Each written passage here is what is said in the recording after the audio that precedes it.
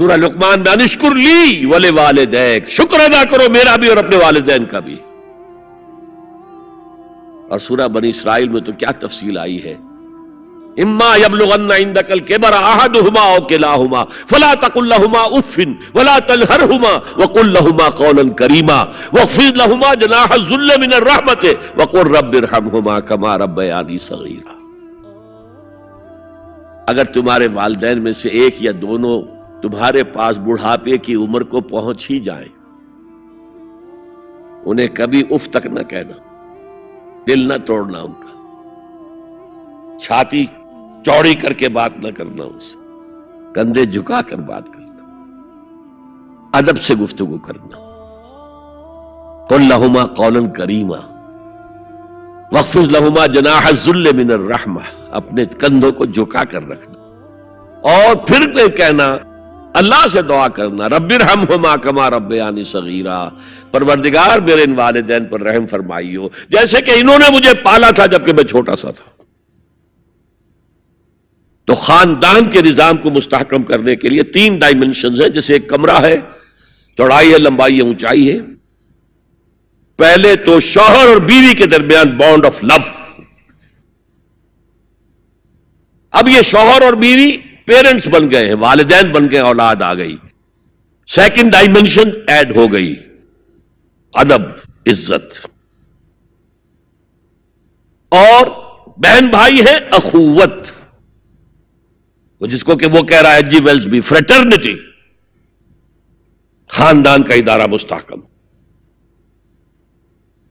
یہاں ایک نقطہ اور بیان کر دوں، لیگل لیول پر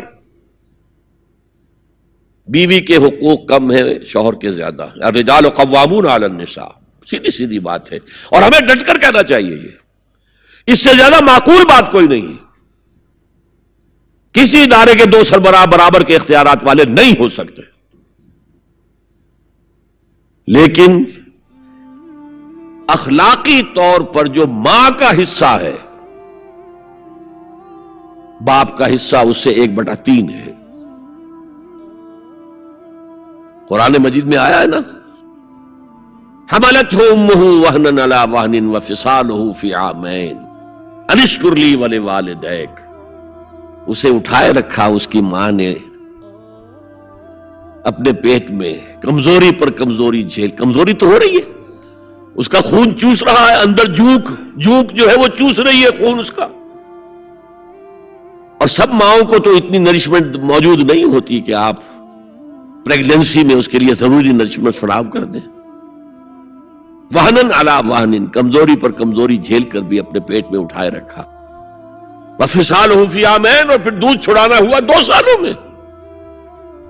وہ جھوک جو ہے وہ پھر اس کی چھاتیوں سے چمٹ گئی. لہذا اس کا حق 3 گنا زیادہ ہے باپ سے. ایک صحابی حضور سے پوچھتے ہیں، حضور میرے حسن سلوک کا اولین مستحق کون ہے؟ فرمایا تمہاری والدہ.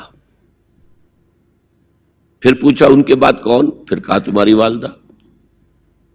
پھر پوچھا ان کے بعد کون؟ پھر کہا تمہاری والدہ. پھر پوچھا ان کے بعد کون؟ تو کہا تمہارے والد. 3 درجے.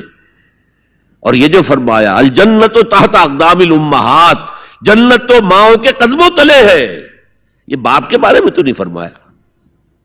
اسلام قسط کی بات کرتا ہے، انصاف کی بات نہیں کرتا. انصاف تو یہ کہ آدھی روٹی ادھر دے دو آدھی ادھر دے دو، انصاف ہے، یہ اچھی چیز ہے.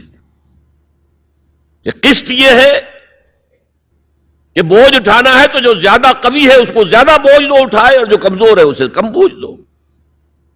یہ قسط ہے. تو اسلام نے عورتوں پر ذمہ داریاں کم رکھی، ان کے اختیارات کم رکھے، لیکن اولاد پر حق ماں کا 3 درجے فائق رکھا. اور اس سے وہ خاندان کا ادارہ جو ہے مستحکم ہوتا ہے.